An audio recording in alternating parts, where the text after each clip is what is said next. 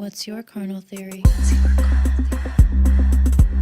Hey there, you're listening to Carnal Theory, where we talk with experts from around the world to learn how taking command of our sexual story affects our personal wellness, sexual experiences, and relationships with ourselves and others.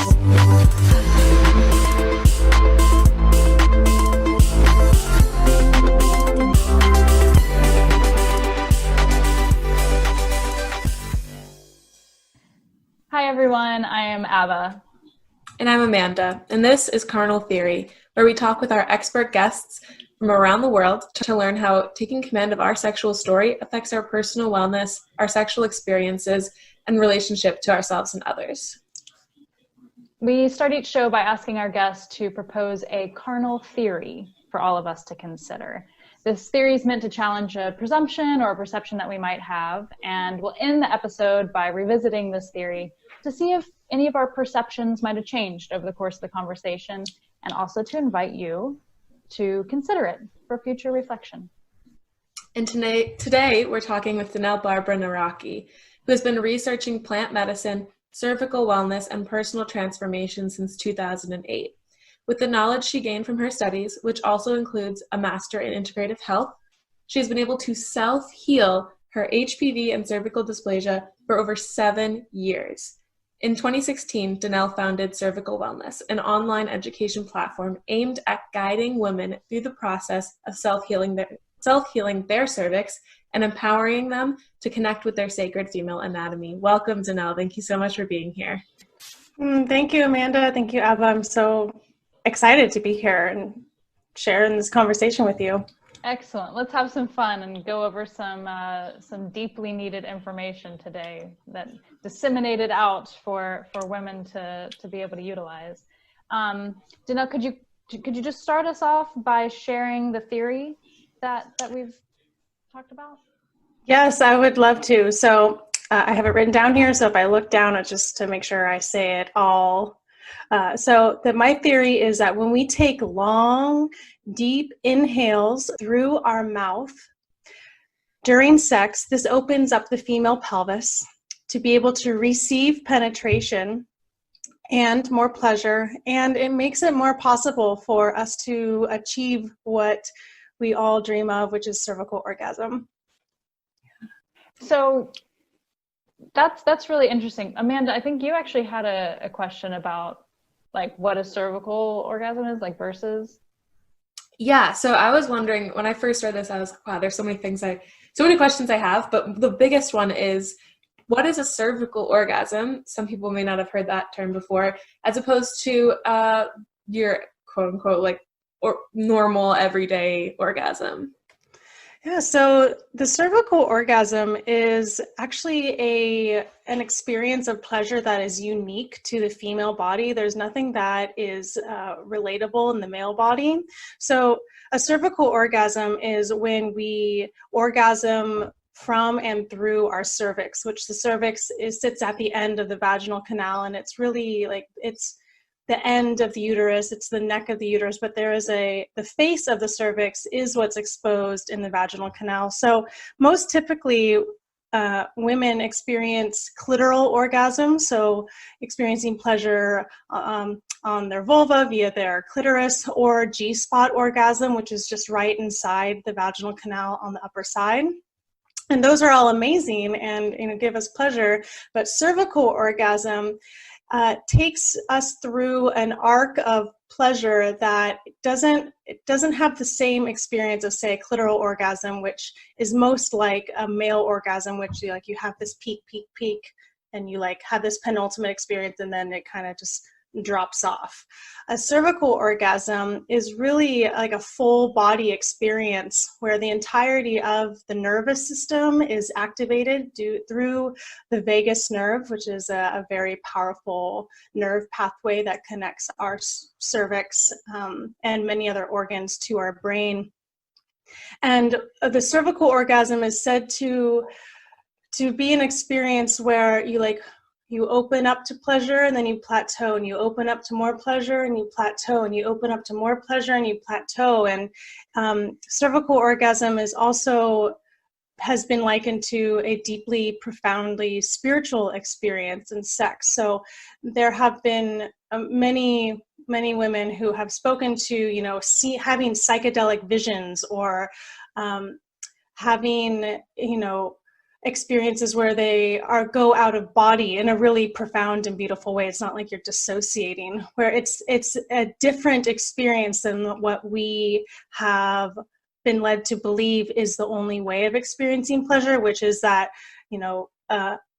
upswell of pleasure, peak, and then drop down. That cervical orgasm actually leaves a woman experiencing pleasure and openness and just feeling good for all day to potentially a week. And it is really a magical capacity of the female body.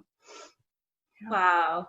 That's amazing. And how does breath get us to that place? Where is that connection? So breath is like one of the most important ingredients in achieving cervical orgasm, because our mouth and our throat are deeply intertwined to our pelvis, our vaginal canal, and our cervix. So when we are clamped up, closed up here, not breathing, we are clamped up and closed up down in our pelvis as well. So the more that we can relax the jaw, the more that we can allow breath just to flow in, which relaxes the rest of our body, we can then be open to receiving that sort of pleasure. Because some of us can get really afraid with the experience of oncoming incredible pleasure, because maybe we've never experienced that before, or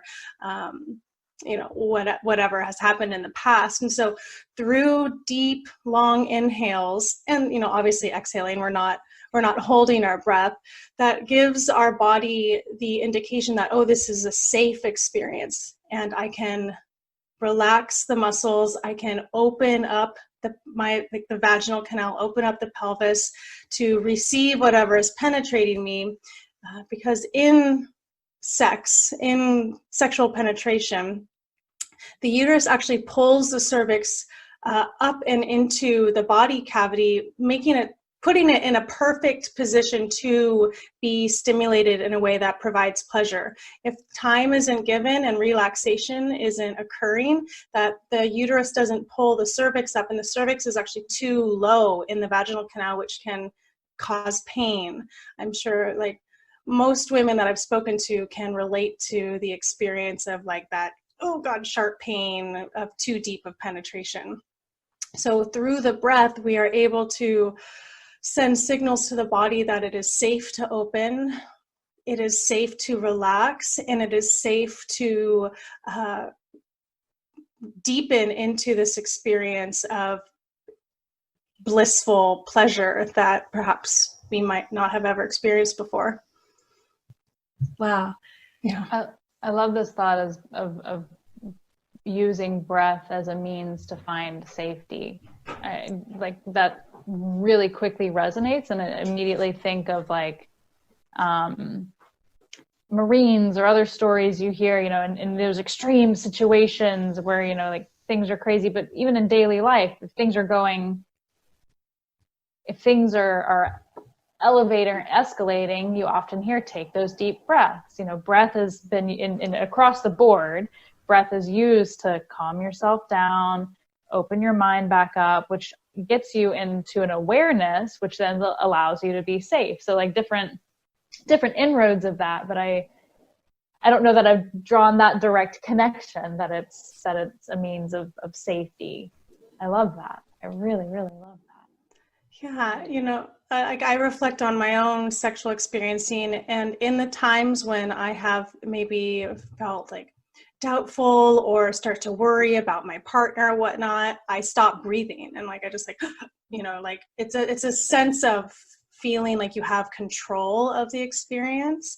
But with cervical orgasm and just receiving pleasure in general, we really have to let go of control and just allow the body to unfold in its ability to experience this. I'm curious if you have any experience with achieving orgasm exclusively through breath.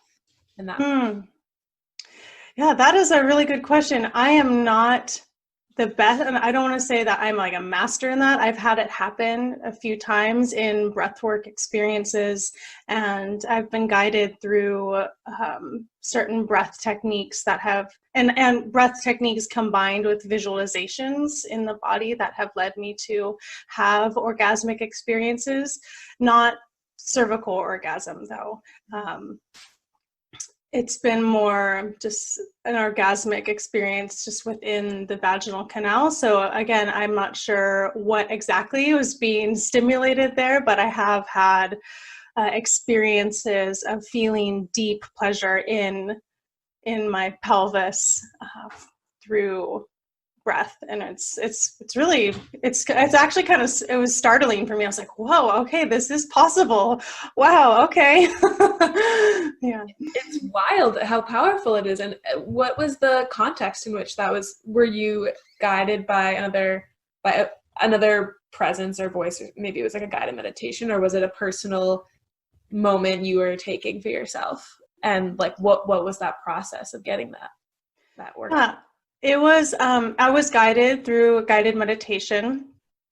Actually, I'll just speak her name because she's an amazing resource, Layla Martin, which I'm not sure if you know who she is. Do you follow her on Instagram? Yeah. Yeah. So I opted in for one of her courses once, and she had this breath meditation where you visualize like there's 3 channels in your body, one going down the front from like your third eye down to your clitoris, one going down the middle from like your pineal gland down to like your G-spot and vaginal canal and cervix, and one going down the back of your body, down your spine to your anus. And through like visualizing with breath, like sending energy down and up those different channels, like over the course of 15 minutes, doing this consistently, like you breathe pretty quickly, and so you get very oxygenated. And if anybody's ever done breath work, when you do quick breathing, you can go into somewhat of a trance state that the thinking mind just went away. And because so much attention, this is my understanding, so much attention and breath was sent down to the pelvis that it just released in orgasmic pleasure. And I just started laughing really like a lot, and my husband was like, what's going on in there? I'm like, don't worry about it. That's interesting because it's like breath is being used to direct energy throughout your body. And okay, yeah, that's really cool. Wow. I have a question. Going back to a bit that we mentioned in the intro, you have self-healed yourself, your cervix, through your practices.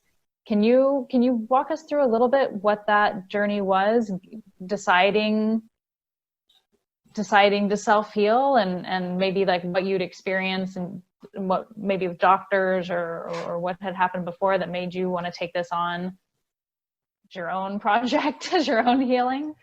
Yeah, I would love to. I love sharing this story just in, hopes that it inspires others. So I was diagnosed with HPV and cervical dysplasia, so abnormal pap smears, at the age of 19. And I literally had no idea what that meant. I remember I was at Planned Parenthood and they told me this, and I was like, okay, you're speaking gibberish. I guess something is wrong. I don't know what that means. But because I was 19, my doctor at the time was like, you're young, you'll heal, don't worry about it. So they didn't tell me anything, and they told me not to worry about it, and so I didn't. And I was 19 in college, so I had a very fast lifestyle. I was having I was newly single, so having all sorts of sexual partners, and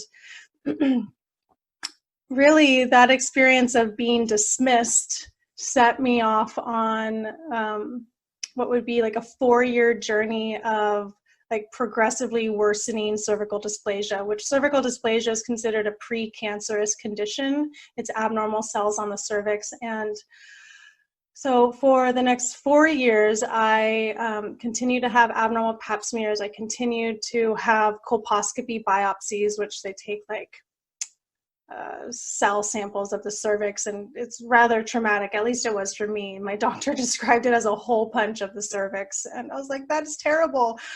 But still, nobody ever told me what cervical dysplasia even was, or how it happens. And I was told, you have HPV, and my doctors actually shamed me and said, you need to stop having so much sex. And I was like, okay, I guess I'm like a bad girl. Oh my gosh. Yeah, that was really intense. So, for 4 years, I hated my body. I would actually physically hit my womb and my pelvis with my fists because it was so frustrating, because I would have to go into the doctors every 3 to 6 months to get checked out because it was just progressively getting worse and worse. And they're like, you're going to get cancer.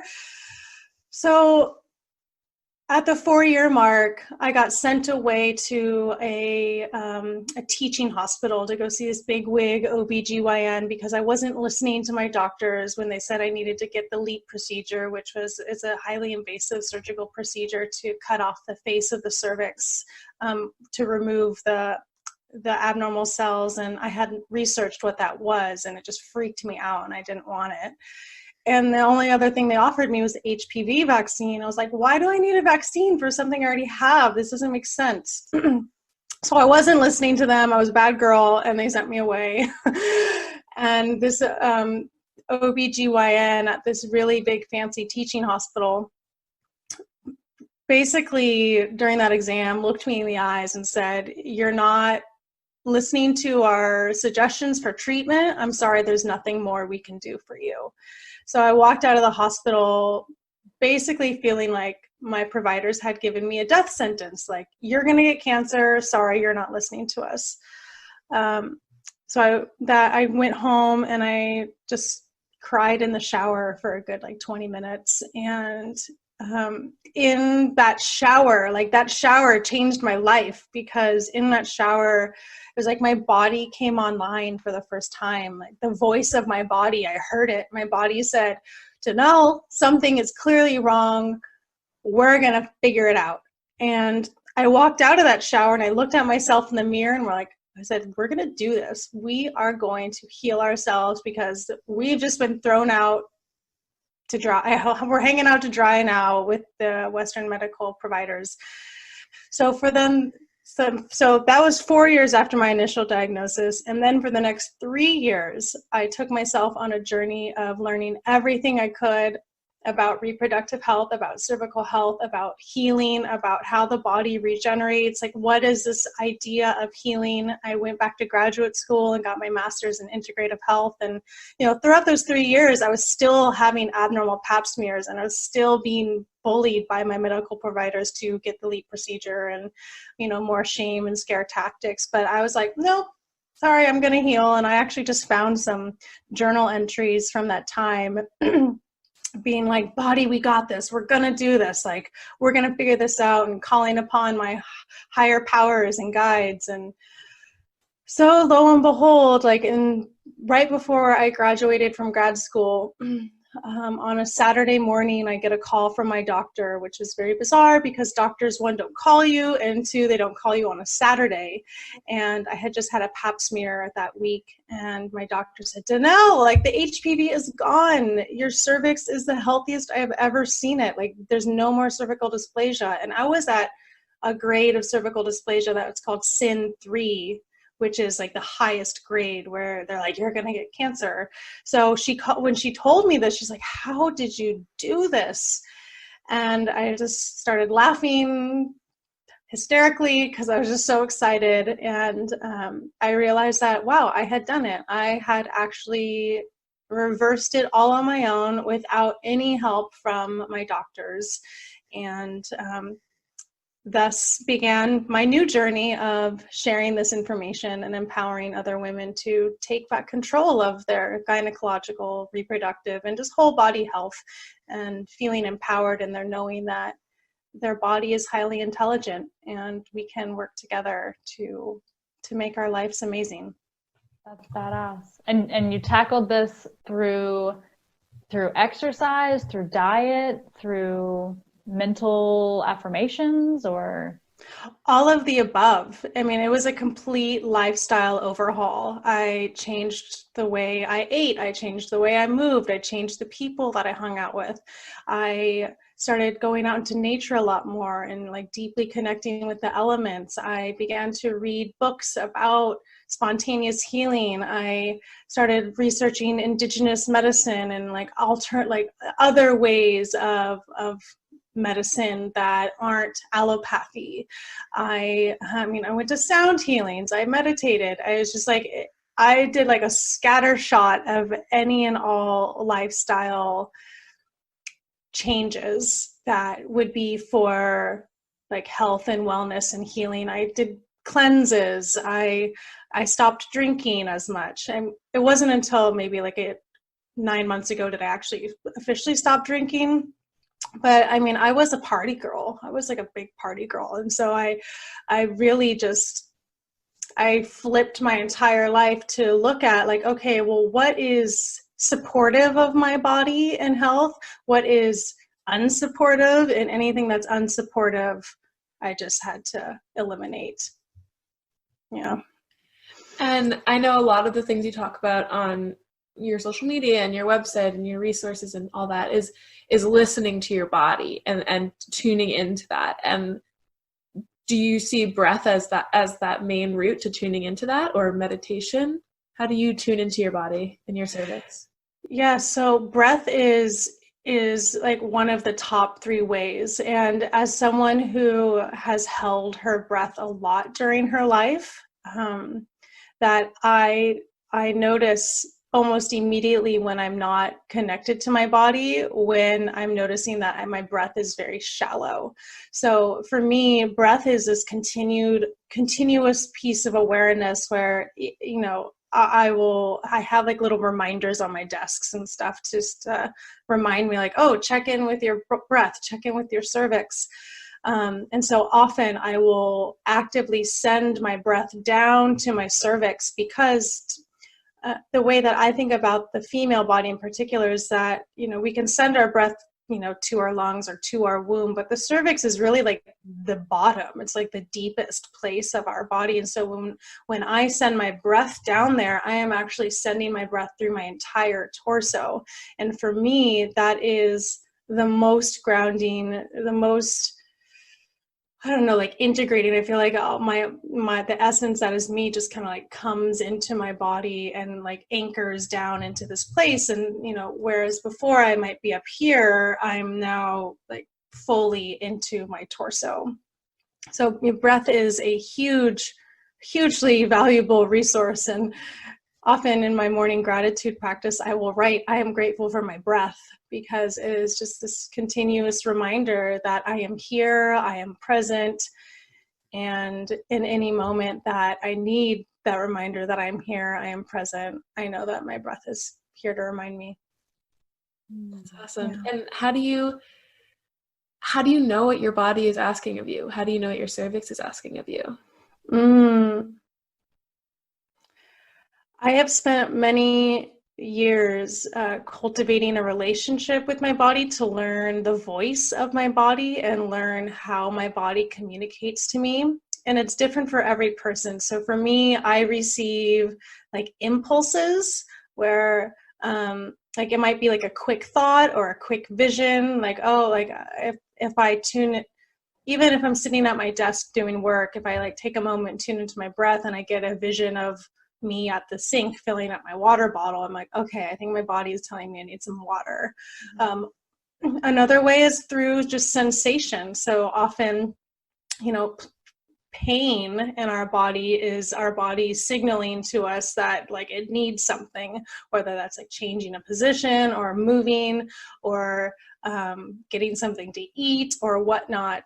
You know, these messages and the way our body signals to us is again, is unique to each of us, and there is a general theme. So pain or pleasure or just sensation in the body. So we must be embodied to feel the sensation.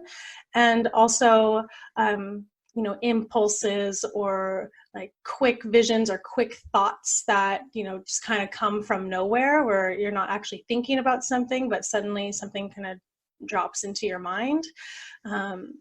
That's how I have known my body to communicate to me. And when I'm connected to my cervix and my cervix communicates to me, that comes from this like deep, it's like an inner knowing that is ineffable, meaning you can't really like describe it. It's just like I feel it in like my heart and my inner torso, like, oh, I know I need to do this. It's like something is pulling me towards it, because the cervix through the vagus nerve is connected to the heart. There's like a direct nerve pathway.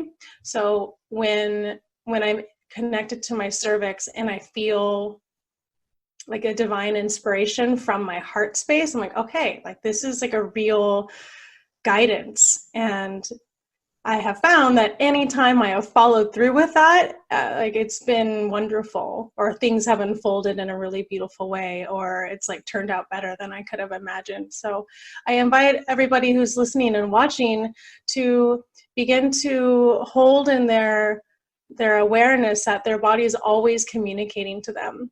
And when we begin to open up to this communication, our own style of translation occurs. And as you practice this more and more, the dialogue becomes more easily. So I have been doing this now for like 4 or 5 years, and so the dialogue is a little more easy, seamless.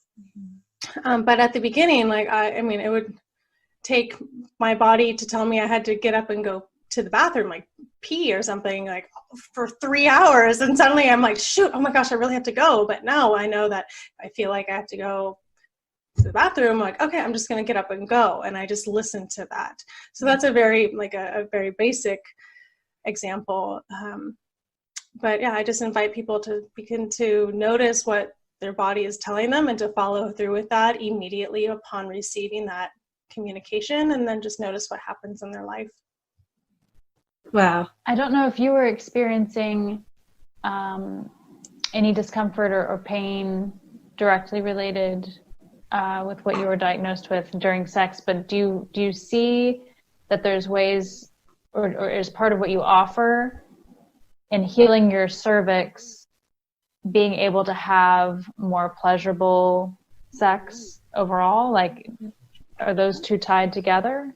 Yes, I will 100% say yes, because what I have found is that in sex now, I am deeply aware of the sensations of my pelvis and my cervix, and I do not allow for any pain to prolong. So often, we as women, we will just kind of endure if sex isn't feeling good, or if there's like pain, or if it's like dry, or if we're not aroused enough, and we just kind of like grit and bear it. And that experience actually makes cervical dysplasia worse. So Dr. Christian Northrup, who wrote this amazing book called Women's Bodies, Women's Wisdoms, she said, she has this quote that says, problems with a woman's reproductive system stem from her inability to say no to penetration when she wants to say no. And so, when we are courageous enough to speak to our the pain in our body during sex, we are actually sending a message to our body that I'm here for you, and like I'm all for you. It's like me and you, and it doesn't matter what anybody else wants.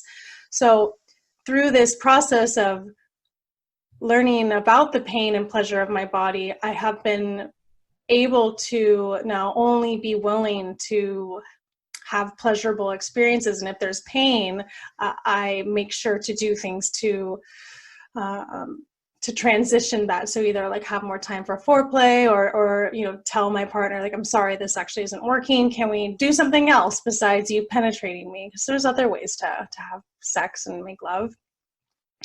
And that has led me to experience significantly more pleasure in my life, where, you know, in all honesty, you know, in my early 20s and early sexual experiencing, like I would say that most of my sexual experiencing was mostly painful.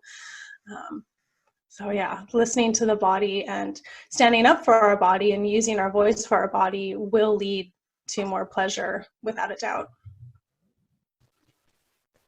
Love it. Love it. Amanda, do you have another cervix related question? I want to talk about your forest bathing, which you talked about your nature a little bit, but I want to get into that for a second too. Yeah, I guess the last question that is directly related to sex and our cervix is, we've talked about breath during sex to achieve cervical orgasm. Is there a way to use breath prior to sex or throughout the day that then translates into the experience you have during sex? So what I would want to say to that is that just being aware of the breath in our moment to moment experiencing, no matter what we're doing, will keep our body in that relaxed state, where when we're not breathing, we actually get triggered into fight or flight.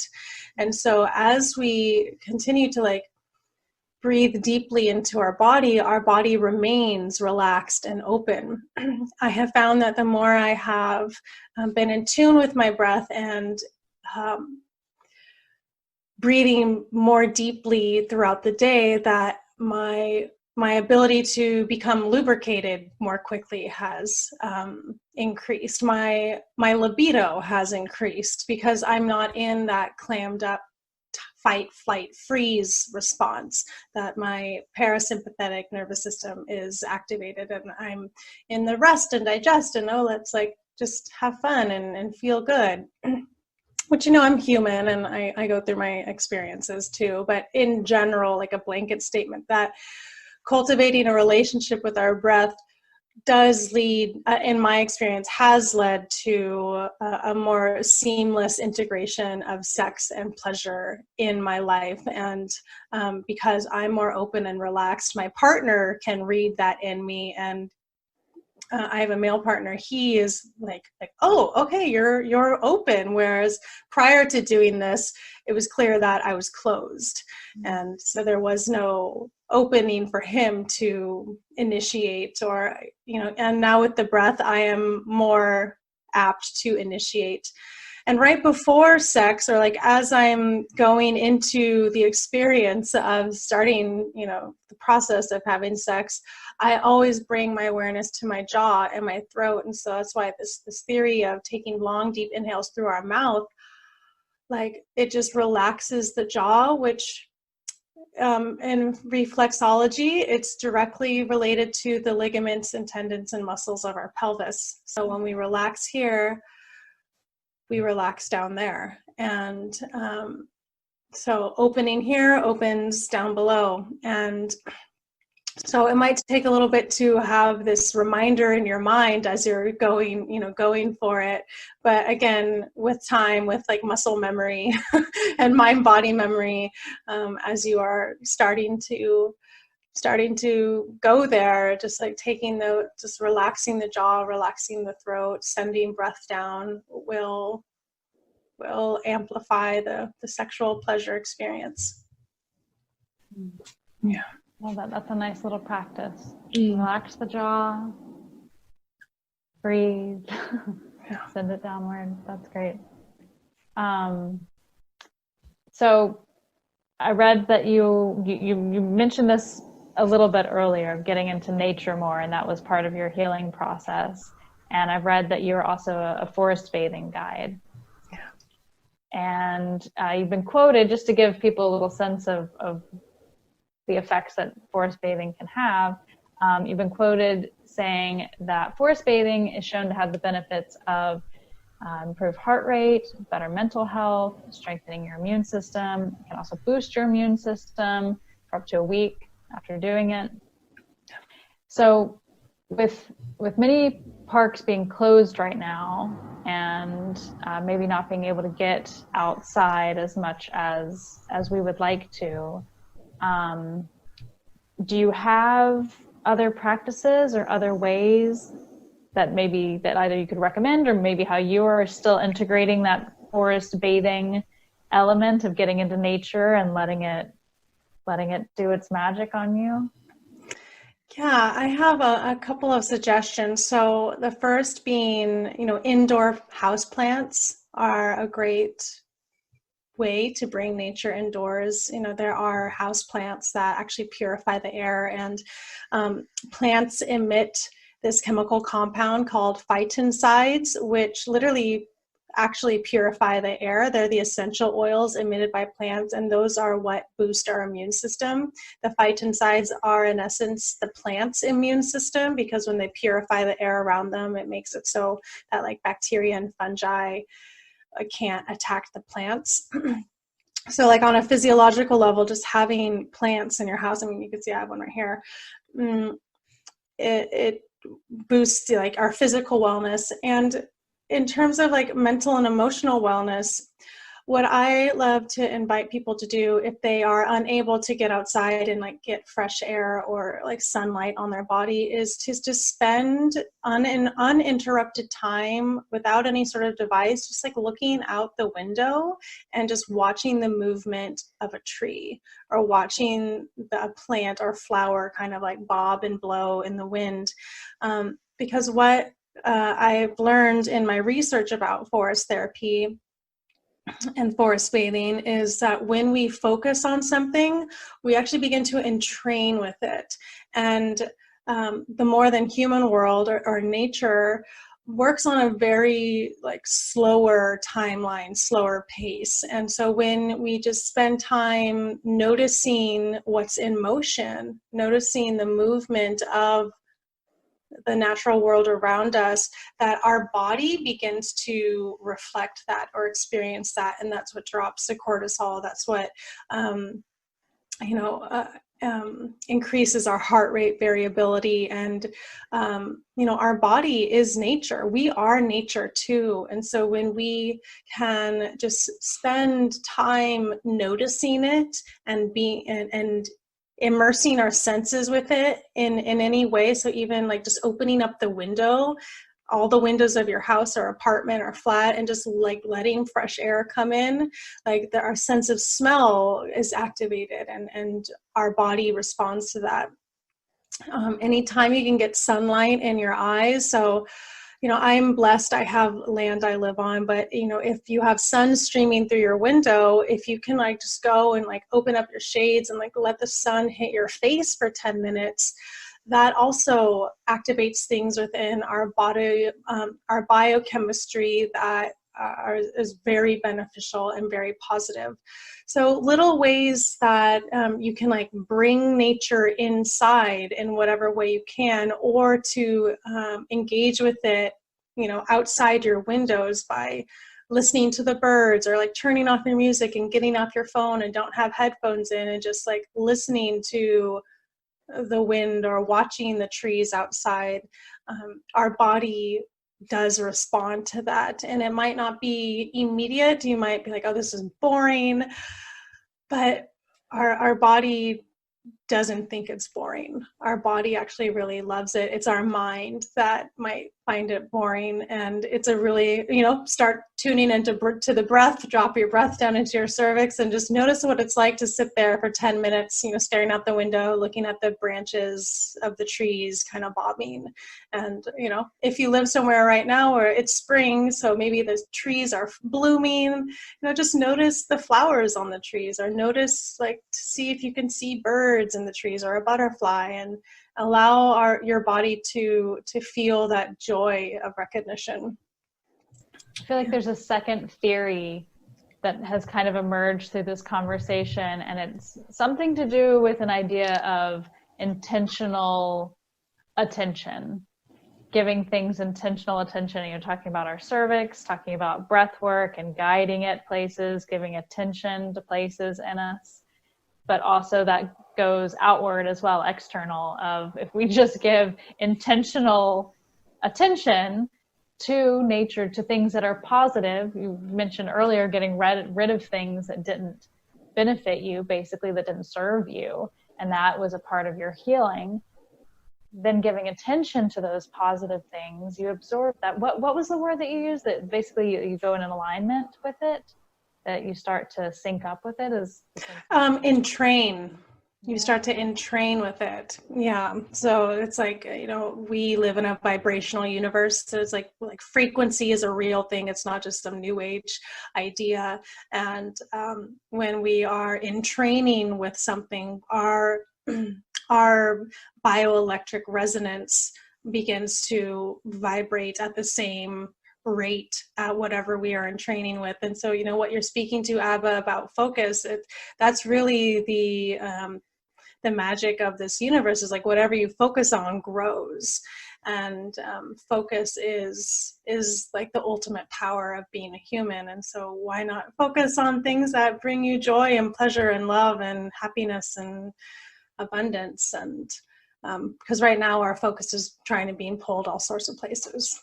So I love that second theory that you named. You brought it. You've threaded it out through the conversation. I appreciate it. It's great. That's both of those huge takeaways. Breath, attention.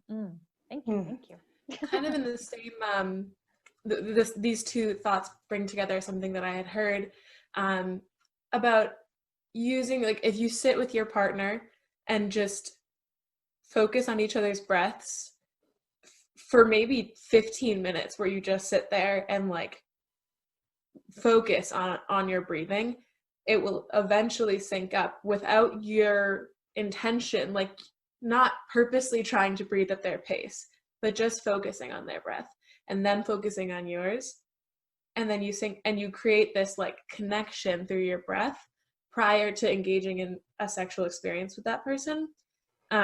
And I don't remember where I had heard this practice. I think it is some sort of tantric practice, but it's interesting because it reminds me of how, paying attention, and you'll eventually entrain with nature or whatever you're observing, kind of also doing so with your partner through breath, and then having an experience that's extremely connected. That's just what I'm thinking about right now.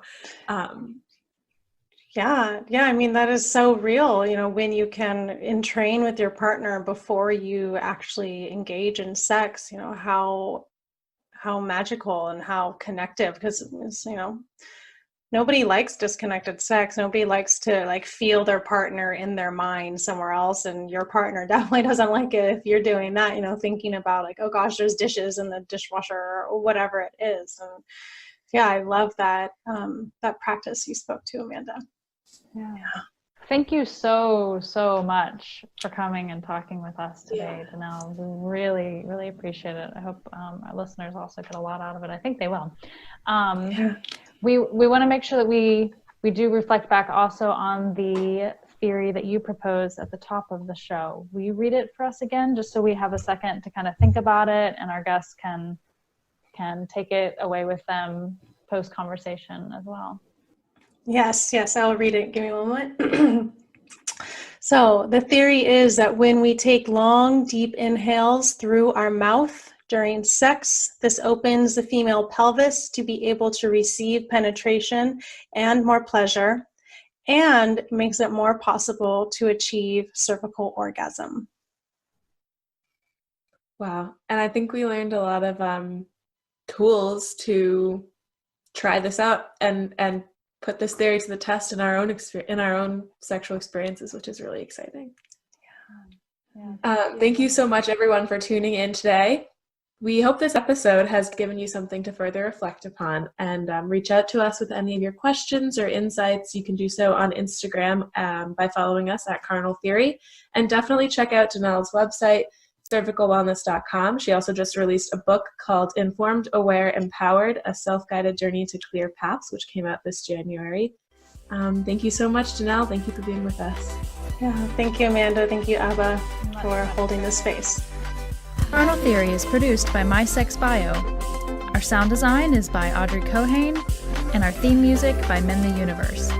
My Sex Bio is an educational platform built to empower people like you to take command of your sexual biography. Follow us on Instagram, Twitter, Facebook, LinkedIn, TikTok, YouTube, and Spotify at MySexBio. Visit our website and join our e-letter at mysexbio.org and support our work by joining our Patreon. Thank you.